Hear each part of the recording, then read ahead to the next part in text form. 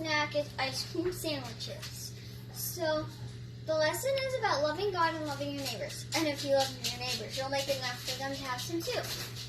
So, because you love God in 4 ways, your heart, soul, strength, and mind, I have 4 different parts to this.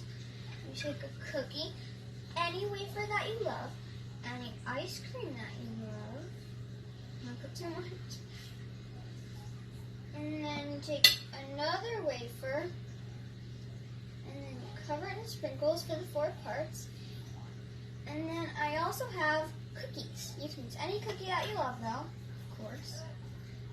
And then ice cream scoop. Oh no. Of course, you don't have to do as much as me because I did a lot.